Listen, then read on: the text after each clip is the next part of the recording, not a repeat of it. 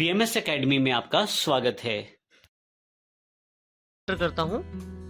यदि आप हर एक आउटपुट को अलग लाइन में लाना चाहते हैं तो इसके लिए आप बैकस्लैश प्रेस करें और साथ में n का प्रयोग करें। इसका अर्थ यहाँ पे नेक्स्ट लाइन से है। जैसे ही मैं कंट्रोल F9 करता हूँ और Alt 5 करके देखता हूँ तो देखिए नेक्स्ट जो लेटेस्ट आउटपुट हमारे पास सबसे लास्ट में आई है वो अलग लाइन में है। फिर से एंटर, फिर से कंट्रोल F9 करता हूँ, Alt F5 करता हूँ तो फिर से जो नेक्स्ट आउटपुट है वो अलग लाइन में है। तो यदि आप अपनी आउटपुट्स को अलग लाइन में लाना चाहते हैं, नई लाइन में लाना चाहते हैं तो आप बैकवर्ड स्लैश के साथ n का प्रयोग करते हुए ये कर सकते हैं। इस प्रकार से हमारा ये पहला और बेसिक प्रोग्राम है। इस प्रकार से हमने पहला प्रोग्राम जो कि बिल्कुल बेसिक प्रोग्राम है उसको बना लिया है। अब यहाँ पे हमारे पास दो समस्याएं हैं। पहली समस्या, यदि आप Alt 5 करके देखें तो यहाँ पे आपको जो भी आपकी लेटेस्ट आउटपुट है उसके साथ पुरानी आउटपुट भी आपको मिलेगी। जैसे कि मान लीजिए यहाँ पे मैं कुछ चेंजेस करता हूँ, यहाँ मैं कुछ ऐड कर देता हूँ और फिर से कंट्रोल F9 करता हूँ तो आप देखेंगे कि नई आउटपुट के साथ पुरानी आउटपुट वहीं पे अवेलेबल है। इस प्रकार से जब भी मैं प्रोग्राम चला रहा हूँ तो पुरानी आउटपुट वहीं पे उसी स्क्रीन पे अवेलेबल है, साथ ही नई आउटपुट भी वहीं पे दिखाई जा रही है। मैं ये चाहता हूँ कि पुरानी आउटपुट को हटा दिया जाए। जब भी प्रोग्राम चले बिल्कुल फ्रेश स्क्रीन पे मेरी जो नई आउटपुट है वो दिखाए, पुरानी आउटपुट साफ करके दिखाए। इसके लिए मैं अपने पास यहाँ पे क्लियर स्क्रीन फंक्शन का प्रयोग कर सकता हूँ। इसी तरह से एक दूसरी समस्या हमारे साथ ये है, जब भी हम प्रोग्राम को रन करते हैं कंट्रोल F9 के साथ तो ये हमें आउटपुट स्क्रीन पे नहीं लेके जाता। देखिए कंट्रोल F9 करते हैं तो ये हमें आउटपुट स्क्रीन पे नहीं लेके जाता। यदि हम चाहते हैं कि आउटपुट स्क्रीन प्रोग्राम रन करते समय ही हमारे समक्ष आ जाए, हमारे सामने आ जाए, तो इसके लिए हम एक और फंक्शन जो कि getch है उसका प्रयोग कर सकते हैं। getch का मुख्य प्रयोग एक कैरेक्टर को रीड करने के लिए किया जाता है। कीबोर्ड के द्वारा जब भी आप कोई की प्रेस करते हैं तो वो उस की को getch के द्वारा डिटेक्ट किया जाता है।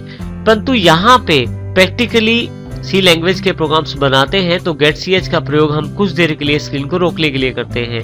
इन दोनों फंक्शन का प्रयोग करना सीखेंगे, परंतु हम पहले ये जान लेते हैं कि ये दोनों फंक्शन किस हेडर फाइल से संबंधित हैं। देखिए हमारे पास CLR/SCR अर्थात क्लियर स्क्रीन जो फंक्शन है वो conio.h से, और इसी तरह से getch जिसका प्रयोग हम स्क्रीन को थोड़ी देर रोकने के लिए करेंगे वो भी conio.h से संबंधित है और conio.h में डिफाइंड है। इसका अर्थ ये है कि हमें एक और हेडर फाइल अपने प्रोग्राम में इंक्लूड करनी पड़ेगी जिसका नाम है conio.h, जिसके द्वारा हम दो फंक्शंस को प्रयोग कर सकते हैं। अब इन दोनों फंक्शंस का प्रयोग देखेंगे और इसका प्रयोग हम अपने प्रोग्राम में करेंगे। सबसे पहले हम यहाँ पे हेडर फाइल इंक्लूड करेंगे जिसका नाम है conio.h।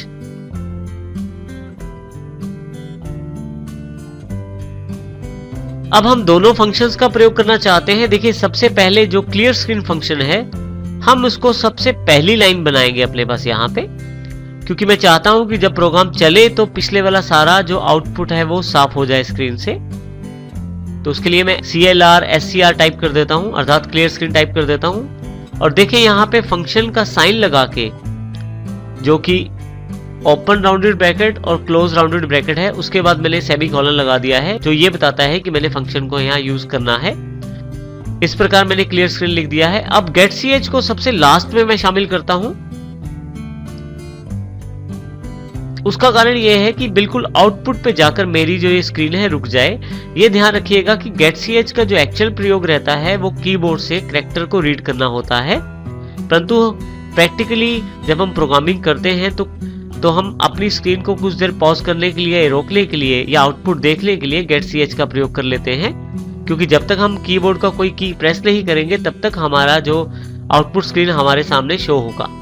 क्योंकि मैं अपना आउटपुट स्क्रीन देखना चाहता हूं जो सबसे लास्ट में अवेलेबल होगा, तो इसके लिए मैं यहाँ पे getch सबसे लास्ट में टाइप कर देता हूं। अब फिर से कंट्रोल F9 के साथ हम इसे रन करते हैं प्रोग्राम। अब की बार देखिए आपके पास एक तो पिछले वाला जो आउटपुट था वो सारा क्लियर कर दिया गया है और उसके पश्चात हमें आउटपुट स्क्रीन पे रोक भी दिया गया है जो कि getch के कारण है। जब भी यहाँ मैं कोई की प्रेस करता हूँ तो फिर से वापस अपने प्रोग्राम पे आ जाता हूँ। अब यहाँ पे मैं इस प्रोग्राम का जो printf मैसेज है इसको यहाँ से मैं चेंज कर देता हूँ और फिर से कंट्रोल F9 करता हूँ। आप देखेंगे पिछले वाला जो 1 2 3 हेलो फ्रेंड मैसेज था वो अब यहाँ पे स्क्रीन पे अवेलेबल नहीं है, क्योंकि क्लियर स्क्रीन के द्वारा उसे साफ कर दिया गया है। और मेरे पास अब मुझे Alt प्लस F5 का प्रयोग करने की आवश्यकता नहीं है, क्योंकि कंट्रोल F9 करते ही जो आउटपुट स्क्रीन है वो रुक जाती है और getch के कारण वो मेरे से की डिटेक्ट करती है। जब तक कीबोर्ड पे मैं किसी की को प्रेस नहीं करता मेरे पास ये आउटपुट स्क्रीन अवेलेबल रहेगी। मैं फिर से प्रेस कर देता हूँ यहाँ पे, तो देखिए इस प्रकार से मेरे पास यहाँ पे प्रोग्राम अवेलेबल हो गया है। यहाँ ये भी ध्यान देना जरूरी है कि जब आप प्रोग्राम बनाएं तो इंडेंटेशन का ध्यान रखें, जिससे कि आपका प्रोग्राम आसानी से समझ में आ जाए। जैसे मैं इसको थोड़ा सा अंदर की तरफ कर देता हूँ। अब देखिए यहाँ से क्लियर होता है कि यहाँ से मेरा ब्लॉक शुरू है और यहाँ पे एंड है, और उसके बीच में मैंने ये 3 स्टेटमेंट्स प्रयोग की हैं। तीनों स्टेटमेंट्स प्रयोग करते समय फिर से यहाँ ध्यान रखिएगा कि हमने जो सेमीकोलन है उसका प्रयोग किया है। सेमीकोलन का कभी भी प्रयोग आप यहाँ वॉइड मेन फंक्शन के बाद मत करें, क्योंकि यदि आप इसे यहाँ पे प्रयोग करते हैं तो फिर से एरर आपके पास आएगा। देखिए डिक्लेरेशन टर्मिनेटेड इनकरेक्टली, तो इसको मैं फिर से हटा देता हूँ। इस प्रकार से आप बेसिक एरर्स को अवॉइड कर सकते हैं और अपना प्रोग्राम जल्दी संपन्न कर सकते हैं।